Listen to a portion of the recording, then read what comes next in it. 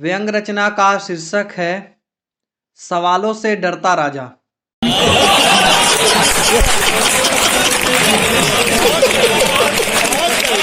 आत्मनिर्भर राज्य का आत्मा मुक्त राजा सवालों से बहुत डरता था।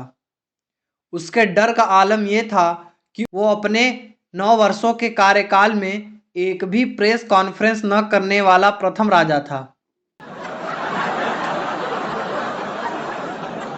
विद्यालय अध्यापक सवाल विद्यार्थी से करता तो राजा डर जाता कि ये क्या मुझसे सवाल पूछा जा रहा।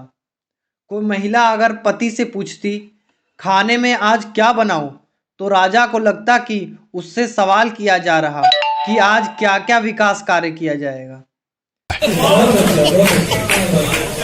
सवालों के डर से राजा ने राज्य की मीडिया हाउस को ही खरीद ली। राजा का सवालों से डर ऐसा बढ़ गया था, कभी कभी भूल से भी वो सवाल शब्द कहीं लिखा देखता तुरंत उसे मिटवा देता। विद्यार्थियों के एग्जाम पेपर में सवालों के बजाय उसने उत्तर ही लिखवा डाले।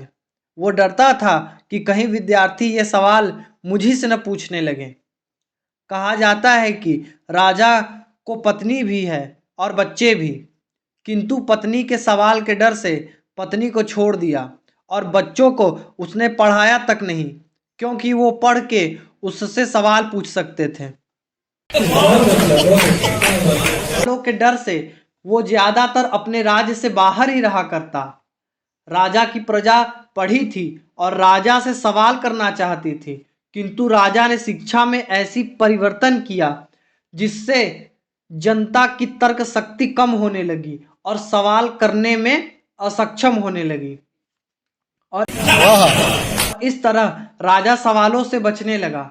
उसने सवालों से बचने हेतु जनता को भरपेट फ्री राशन खिलाने की योजना भी लागू की, क्योंकि राजा जानता था कि सवाल भूखा ही करता है, भरपेट आदमी तो खर्राटे लेता है।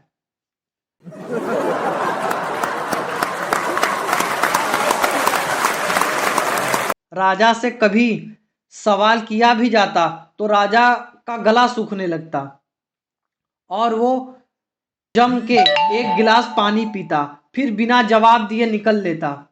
सवाल को हवा में उड़ाते हुए कुछ और बातें करने लगता।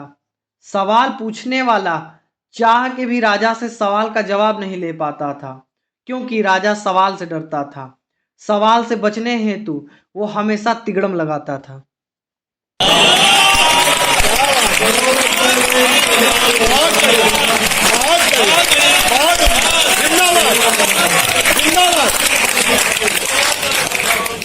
दोनों में एक